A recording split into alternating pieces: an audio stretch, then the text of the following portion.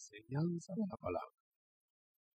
El que no puede predicar desde un púlpito, puede enseñar en cualquier lugar.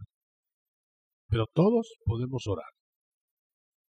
Y eso es lo que hay que hacer. Vamos a orar levantando las manos. Vamos a tener lista la palabra del Señor para esta noche. Orando, Padre, que estás en gloria, te pedimos que tú nos asistas, bendigas a los peticionarios, cada necesidad, de acuerdo a tu poder y a la fe. En el nombre poderoso de Jesús, lo pedimos y lo recibimos. Amén y amén. Voy a leer del capítulo de Juan, capítulo 1, el verso 29 dice que Juan vio a Cristo llegar hacia él, Juan el Bautista, y dijo: he aquí el Cordero de Dios que quita el pecado o que carga el pecado sobre sí del mundo. Pero también dice en el capítulo, vamos a ver, capítulo 7 de Juan, dice que quien venga, verso 37 del capítulo 7, quien venga a mí y beba, o sea, quien crea en mí, como dice la Escritura, fluirán de sus entrañas ríos de agua viva. Esto decía refiriéndose al Espíritu Santo que habrían de recibir los que creerían en Él. Pueden sentarse, mis hermanos.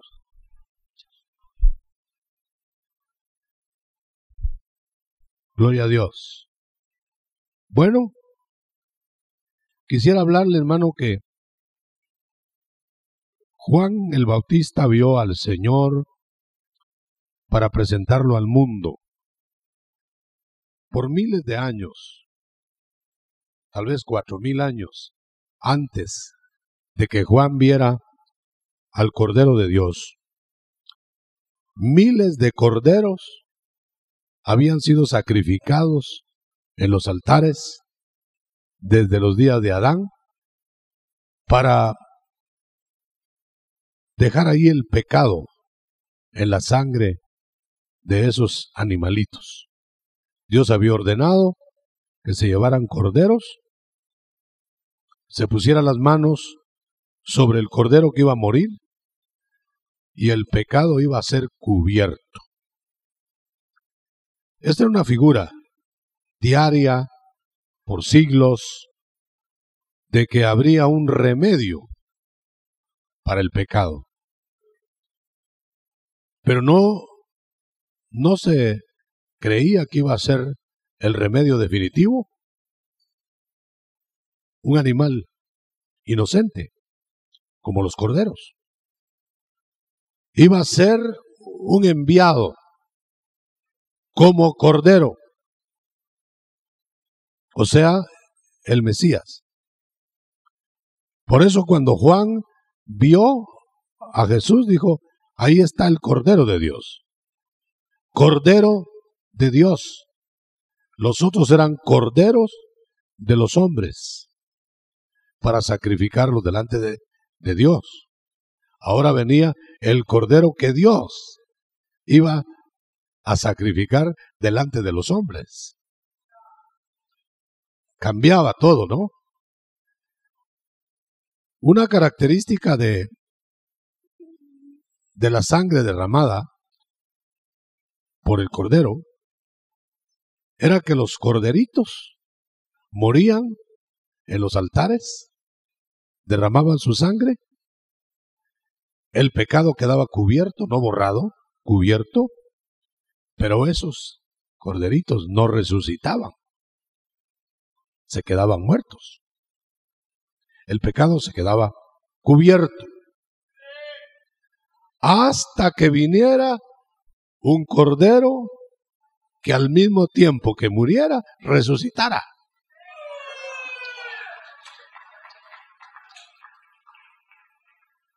Porque con su muerte, al derramar su sangre, el Cordero de Dios quitaría el pecado de aquel que creyera.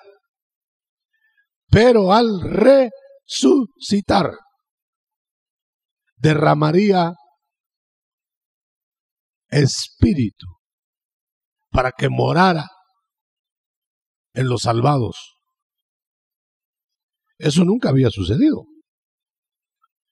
Imagínese usted que desde Adán llegaban, sacrificaban el cordero, todos los patriarcas, todos los hombres que creían, sacrificaban el cordero y no borraban su pecado. Se quedaba cubierto. Por eso lo tenían que hacer cada cierto tiempo. Cada año llevaban el pecado de todo el pueblo, lo ponían en el cordero, al año siguiente otra vez, y así sucesivamente. Pero iba a venir uno que no iba a estar llevándosele el pecado ese, el cuerpo de pecado, muchas veces, sino que se iba a creer en él y el pecado iba a quedar perdonado, borrado. Ya no tendría usted que llegar otra vez, Señor, vuélveme a salvar, vuélveme, cada vez vuélveme a salvar. No.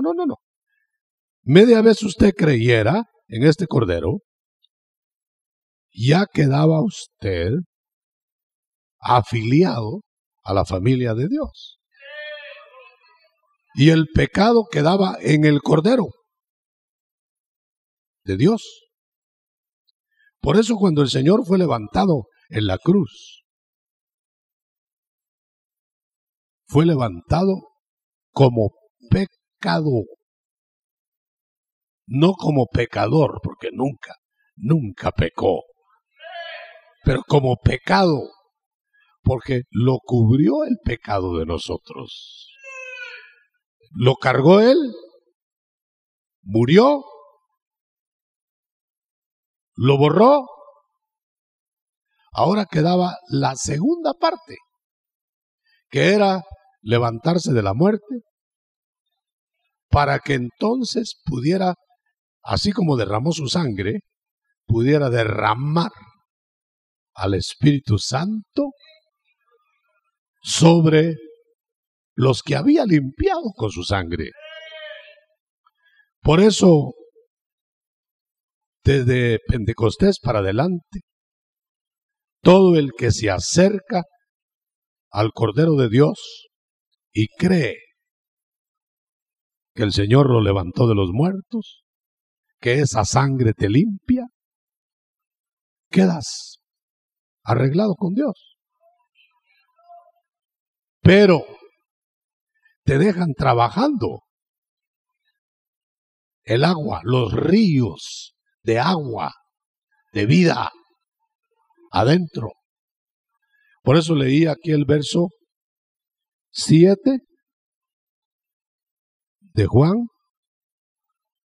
Lo vamos a leer otra vez. Dice: el que tenga sed, dijo Cristo, venga a mí, a Cristo, y beba. Crea en mí. Eso se llama salvación. Eso se llama conversión. Pero la característica nueva es que cuando llega la persona y se convierte, el Señor le derrama el Espíritu Santo y lo pone a morar dentro del salvo. Por eso el que se salva ahora, le dice ahora, sométete a la corriente de agua de vida. ¿Quieres renovarte? ¿Quieres ser otra persona? ¿Quieres ser a la imagen del nuevo Mesías? ¿Del Mesías postrero? Déjate renovar. Eso lo hace el Espíritu Santo. El que cree en mí, como dice la Escritura, verso 38, 7, 38 de Juan, correrán de sus entrañas avenidas, corrientes de agua viva. ¿Qué será eso? Quiere decir que el Señor no le dijo a usted que nada más por fe iba a creer en Él. Creyó en Él por fe. Aunque no sintiera nada, aunque no hubiera ninguna manifestación corporal, sino que sencillamente usted se decidió a creer. ¿Se recuerda cuando usted se convirtió? Usted se echó en brazos de Cristo. Usted no lo conocía, pero se echó en brazos. Señor, yo quiero creer. Entonces el Señor lo tomó y le derramó Espíritu Santo. Ahora sí ya va a tener algo que usted lo va a experimentar. Porque dice que serán corrientes de agua, de gozo, de alegría, que saldrán de adentro. Eso no puede ser que no se sienta. Yo creo que es difícil delante de Dios que diga que una persona está sintiendo ríos de agua viva y se quede como estatua. Yo no creo eso. Si hay corrientes, hasta las ollas en la cocina cuando hierven, se mueven.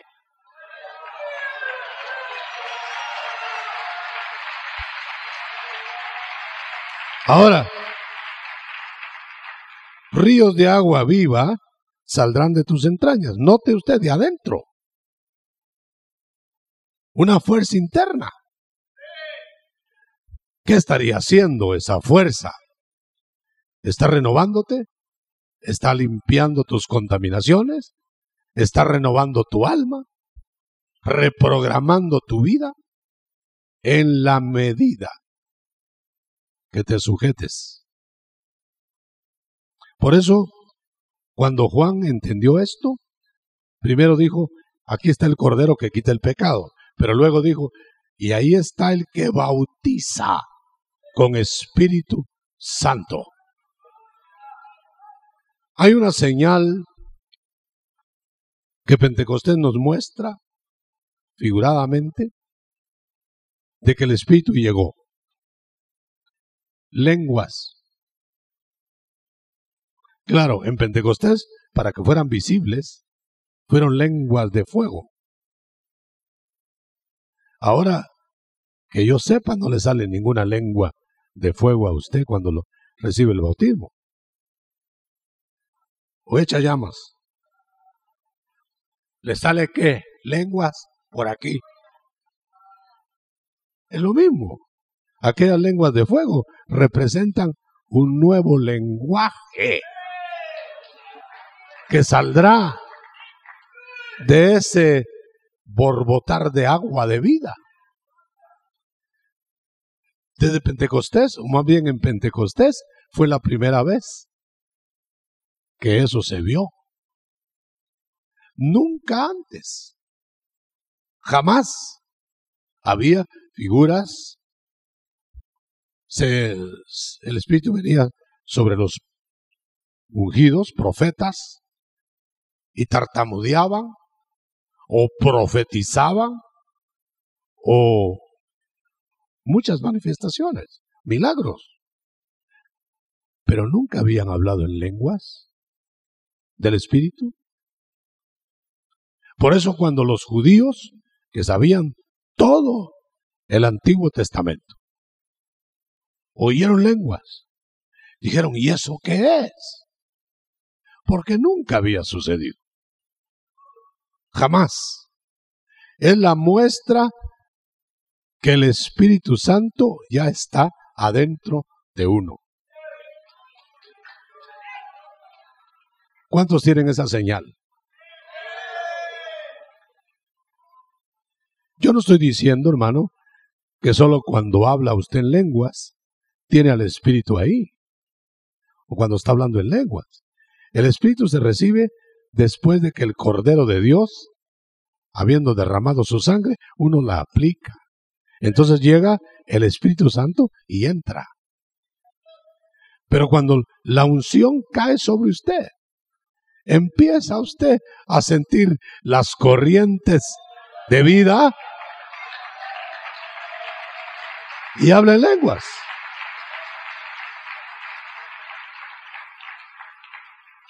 Porque dice acá que eso es lo que dice la Escritura refiriéndose a que los que creyeran en Jesús, verso 39, 7:39 de Juan, los que creerían en Jesús recibirían al Espíritu Santo. Bueno, entonces quiere decir, y hablémoslo de una vez claro, nadie que no se haya convertido puede recibir al Espíritu Santo para morar. Bueno, vamos a llegar a la pregunta. ¿Quiere decir que todo el mundo inconverso no conoce al Espíritu Santo? Mucho menos haberlo experimentado. Por eso cuando ellos ven experiencias del Espíritu Santo en el pueblo de Dios, dicen, ¿y eso qué es? ¿Están locos? Eso no puede ser, porque ellos no lo entienden. Porque ese es privilegio nada más de los que se han convertido.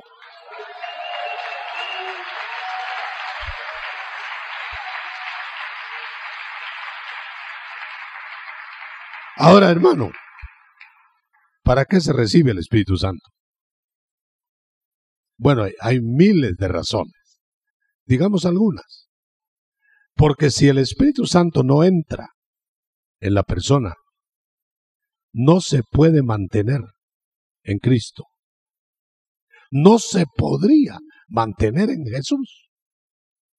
Porque no alcanza la buena voluntad humana, los buenos deseos.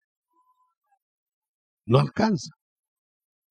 La persona seguiría siendo, a pesar de que Cristo hubiera pagado por él, seguiría siendo la misma persona. Tal vez con buenos deseos, tal vez con el interés de agradar a Dios, pero no lo puede hacer. Pero cuando el Espíritu entra, entonces el Espíritu se hace cargo de que lo pueda hacer si lo desea. Amén, hermano. Ahora, el Espíritu Santo no quedó ahí nada más para que usted de vez en cuando hable en lenguas extrañas. Esa es una manifestación. No quedó tampoco el Espíritu Santo solo para hacer milagros. Esa es una manifestación. No quedó sino con el propósito de hacerlo nueva creación de adentro para afuera. Empieza trabajando en lo más íntimo, el espíritu humano, sigue con el alma y después levantará el cuerpo.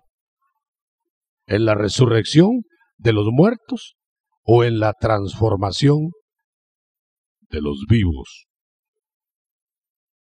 O sea que el Espíritu Santo se va a encargar de complementar la tarea que se empezó con la sangre del Cordero. Por eso dijimos en la mañana, el Cordero de Dios brotó sangre, salvación. y agua, purificación. Bueno, vamos a ver.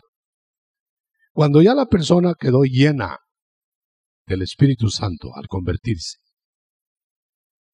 las unciones le recuerdan carismas, manifestaciones que le hacen evidente que es una nueva criatura.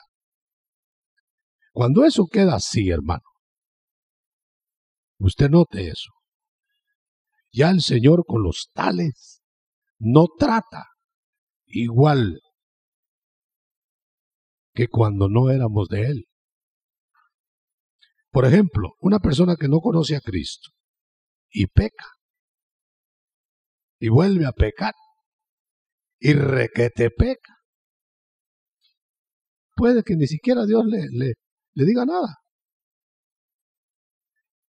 Puede hacer que la persona se sienta mal un poco, pero después se acostumbra, porque su naturaleza es pecar. No lo parte un rayo si peca. No se enferma cuando peca. No le pasa nada. Yo diría que muchos pecadores empedernidos hasta se gozan, entre comillas, con pecar. Se ríen de pecado. Es su naturaleza. Por eso pueden pecar y pecar y pecar. ¿Y sabe qué dice el Señor? ¿Se quieren enfangar más? Enfánguense a los tales.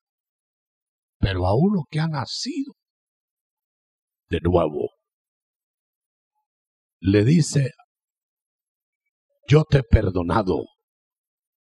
Vete por la vida y no peques más.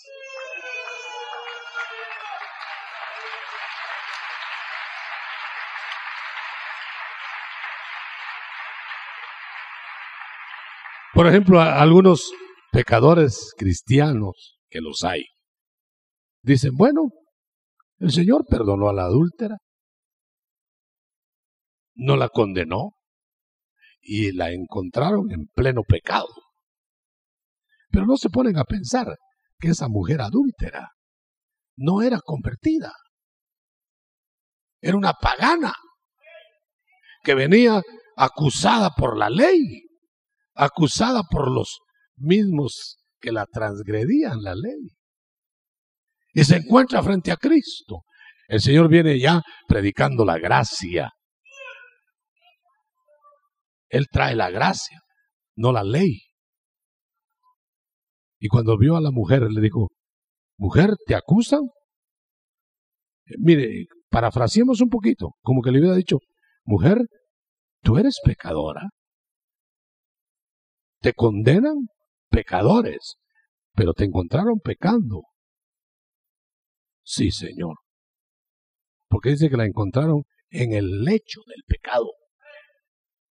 O sea que no era que el Señor les dijera a los que la acusaban: no la apedreen porque es inocente. No. Si se la dejaron ahí para que la ley que ordenaba matarla, la matara. Pero no, yo estoy haciendo la comparación entre lo que es una persona que al conocer a Cristo ya no puede seguir viviendo igual.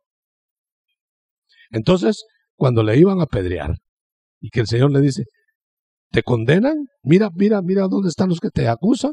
Ya se habían ido, porque el Señor los detuvo. Detuvo la ejecución de la ley con esa mujer. Pero luego le dice: yo tampoco te condeno. ¿Sabe qué entiendo yo ahí, hermano? Que el Señor no puede condenar al esclavo del pecado, sino que le da la oportunidad que lo conozca a él. Y entonces sí le dice: ahora que ya no eres esclavo o esclava del pecado, vete y ya no peques más. Pero como que le agregáramos: porque dice el Señor, yo te voy a dar el poder para que ya no peques, para que huyas del pecado. Bueno, la Biblia no lo relata todo. Ya no se sabe si la mujer para dónde se fue, si le fue a pedir perdón a su marido, si siguió la línea como Dios le dijo, si pecó o ya no pecó, no lo dice. Pero está al principio ahí. Yo no te condeno para que ya no peques. El Señor te ha perdonado a ti para que ya no peques. Ahora, si te alcanzara el pecado por las contaminaciones de mente, de carne, de espíritu, abogado tienes.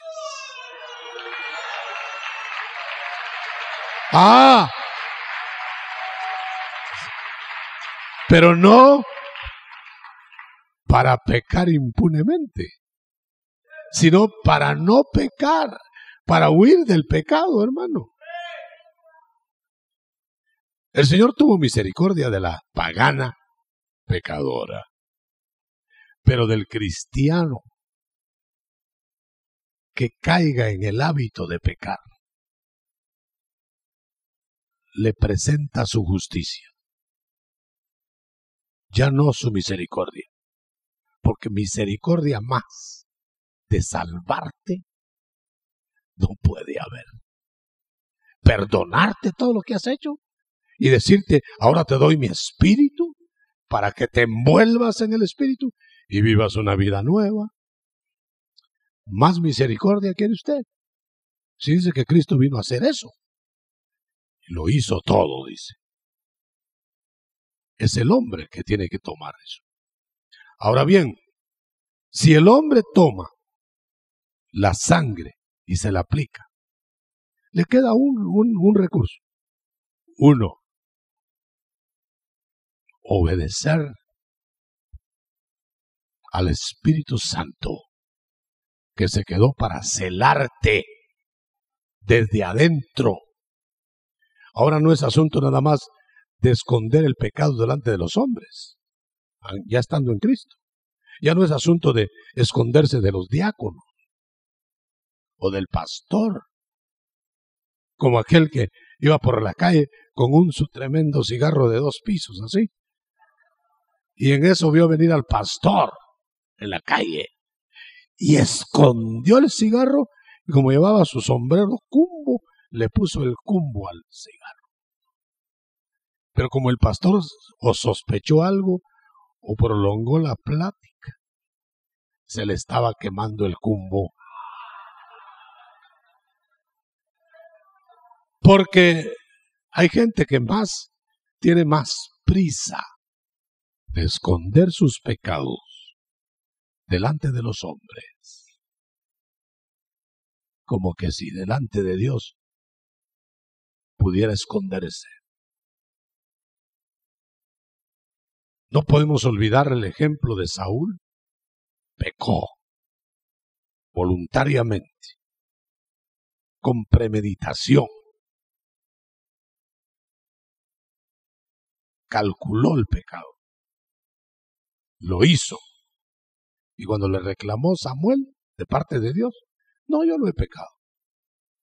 Pero como Samuel le dijo, ¿cómo no? Has pecado haciendo esto y esto y esto.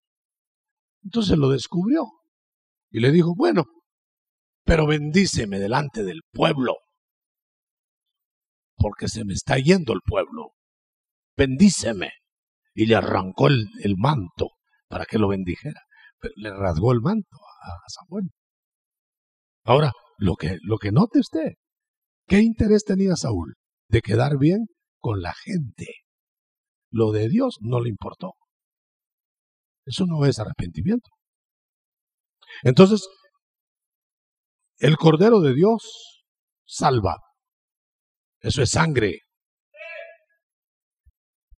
El bautizador con Espíritu Santo, que es el mismo Cordero, te hace nuevo. Si te dejas. Ahora, el problema grave,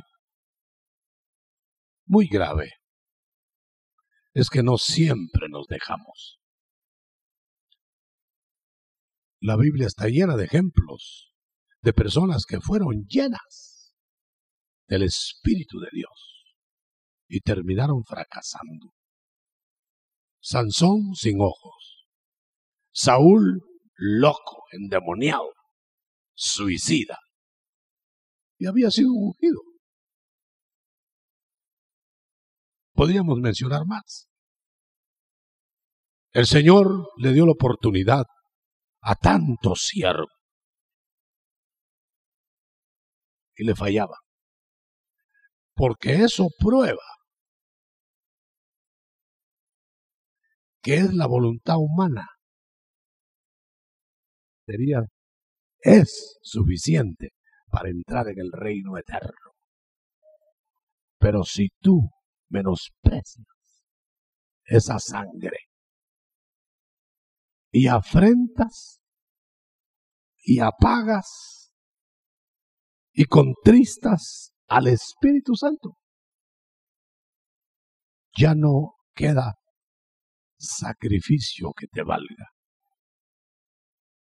sino horrenda expectación de juicio. Yo creo, hermano, que es necesario hablar esto claro. ¿Cuánto cristiano cree que automáticamente la sangre de Cristo, como lo perdona, le da una tarjetita para pecar impunemente? Ya soy salvo, ya puedo hacer lo que quiera. Eso es falso. Dios no suprimió su ley. La pasó de la conciencia de los hombres antes del Calvario, antes de Moisés, y la pasó a tablas de piedra, la ley. Después la pasó por el Espíritu a la mente del hombre, pero jamás ha estado sin ley. Y aquella ley que te demandaba antes, ahora es la ley del amor, que te invita a agradar al que te salvó. Le damos un aplauso.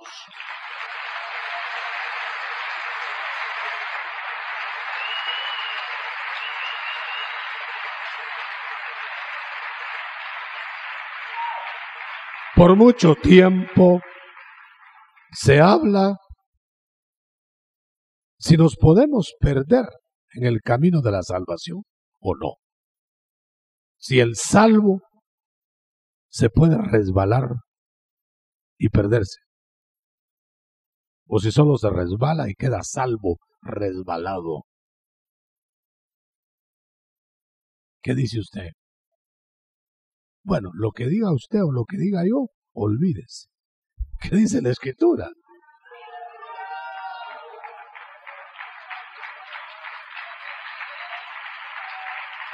Bueno, lo vamos a leer. Primero vamos a leer Hebreos 6, para ver si eso es posible o no es posible. En la carta a los Hebreos capítulo 6 dice de la siguiente manera. En el verso 4, 6:4, es imposible que aquellos que una vez recibieron la luz y gustaron del don celestial y fueron partícipes del Espíritu Santo, está hablando de cristianos, ningún inconverso es partícipe del Espíritu Santo, saborearon además la preciosa palabra de Dios, los prodigios de la era prometida venidera, pero cayeron otra vez de la fe. Es imposible restaurarlos de nuevo por conversión. Está hablando no del que peca. El que peca, lo alcanzó el pecado.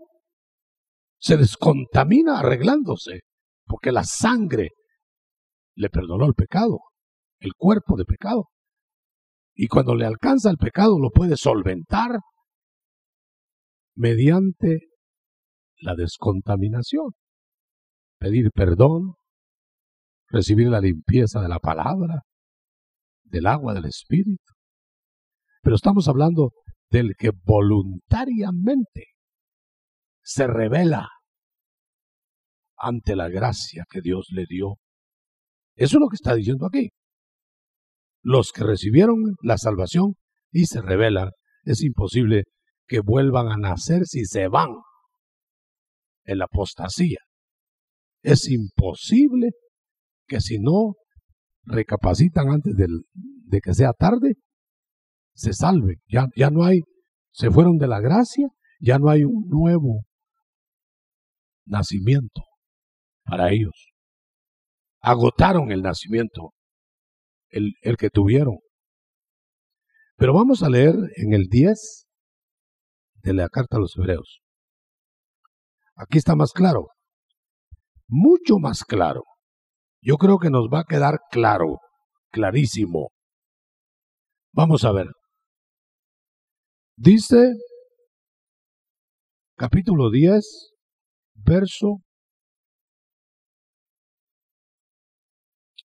Vamos a ver desde el verso 26.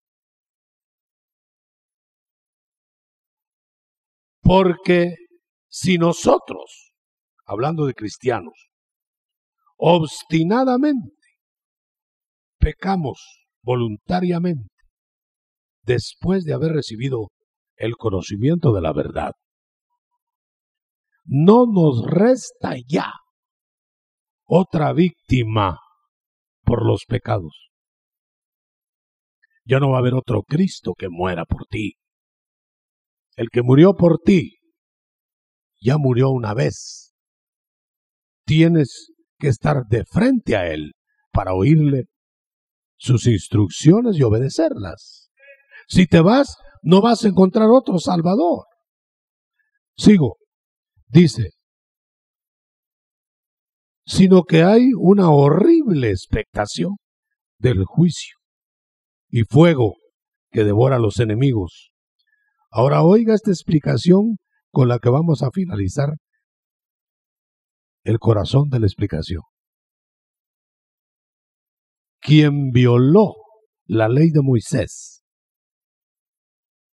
irremisiblemente era condenado a muerte. Está hablando de la ley del Sinaí. Está hablando que Dios dio su voluntad y el que transgredía la ley del Sinaí era condenado a muerte. Eso es lo que estoy leyendo. Pero oiga bien, hermano, por favor, póngale atención a esto. Dice, bajo la posición de 2 o 3 testigos, muere. Cuando se le comprueba su falta en la ley, muere. Lo castiga la ley. Hablando de la muerte física en la ley de Moisés. Ahora oiga el resto. ¿De cuánto más duro castigo juzgáis que será merecedor el que pisotee al Hijo de Dios y profane deliberadamente la sangre de la alianza con la que fue santificado y ultraje al Espíritu de la gracia? ¿Oyó eso?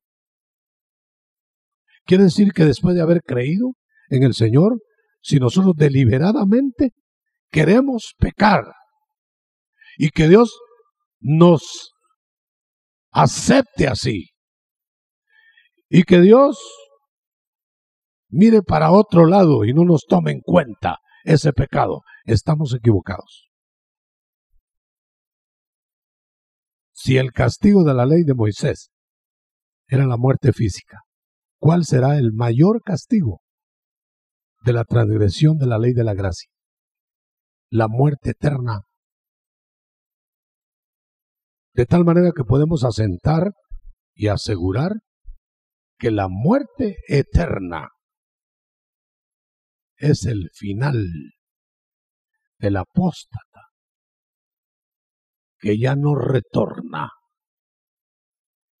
hacer uso de la gracia, con la cual fue salvo. Yo no sé si usted se apunta con la realidad bíblica de que es la obediencia, el sometimiento al Espíritu de Dios lo que nos va a mantener en el regalo de la salvación. O sea que hemos sido salvos para honrar a Dios, para alabarle, y como no lo podíamos hacer en nuestra propia fuerza, vino una fuerza mayor para meterse en ti y hacerte capaz. Yo voy a llegar al punto con el ejemplo de Pedro. A Pedro se le acabaron las fuerzas espirituales de la fe cuando se hundió en el mar de Galilea. Él no quiso hacer uso de las fuerzas físicas. No creo que haya intentado nadar. Solo clamó al Señor que lo había llamado a caminar sobre el mar: sálvame. Y el Señor extendió su mano y lo sacó. Quiere decir, hermano, que el que se va a perder en su hundimiento, después de que Cristo lo haya llamado, se va a perder por no tener la humildad de pedirle al Señor que lo salve, por no hacer uso del poder del Espíritu que está a unos cuantos centímetros de tu corazón y de tu boca y de tu pensamiento. Si el Señor nos hubiera dejado en nuestras fuerzas humanas, yo le diría a usted, hermano, que de balde nos estaríamos reuniendo. No habría aquí nadie que podría levantar la mano diciendo: soy salvo. Estaríamos todos perdidos. Pero desde que quedó el Espíritu Santo y usted le obedezca y usted se sujete a ese Espíritu y clame y le pida que lo ayude, desde ese momento usted sería culpable de su hundimiento si no pide auxilio. El inconverso no puede, porque no tiene el Espíritu. Pero el inconverso podría venir a Cristo para que lo salvara, creyendo. Y después de eso, estaría en la misma condición que nosotros, de auxiliarse en el Espíritu que le pondría. Pero no quieren venir. Y lo que es más triste, hermano, que los que ya hemos venido a Cristo y nos ha salvado, no todos queremos agradarle. Y ahí está el gran problema del cristiano. La mayoría no le agrada, dice Dios. Pero el que le agrada, le da el reposo, le da la tierra de promisión, le da la victoria. Aleluya. El Cordero de Dios salva. El bautizador con Espíritu Santo regenera.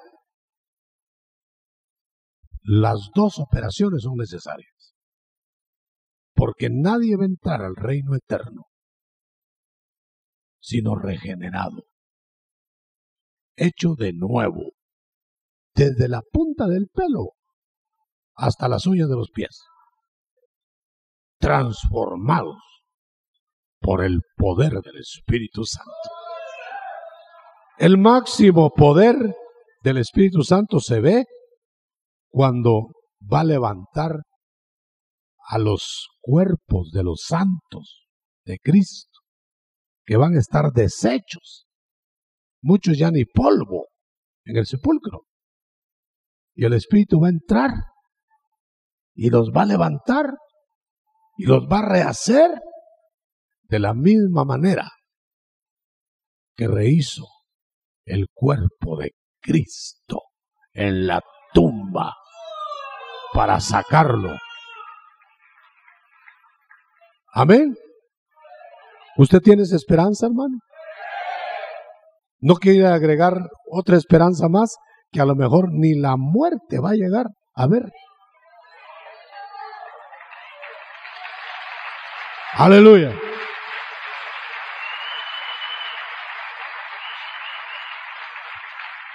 Estamos viviendo los días postreros de la humanidad. La historia de la humanidad está terminando. Acontecimientos en tropel se van a venir cada día. Y hay una generación que no verá la muerte sin ver al Rey. Otros, aunque vean la muerte, serán levantados también y verán al Rey. O sea, vivos o muertos, de Él somos. Si seguimos la línea de la obediencia para mantenernos en la gracia. Cierre sus ojos, incline su rostro ante la verdad de la palabra. No es cómo empezamos, cómo terminamos. No se alabe el que entra en la batalla, dice. Alábese el que ya viene vencedor de la batalla. Y todavía nosotros estamos esperando la victoria de la muerte. Vamos a ministrar a su corazón, a su alma, a su vida. Levante sus manos. Vamos a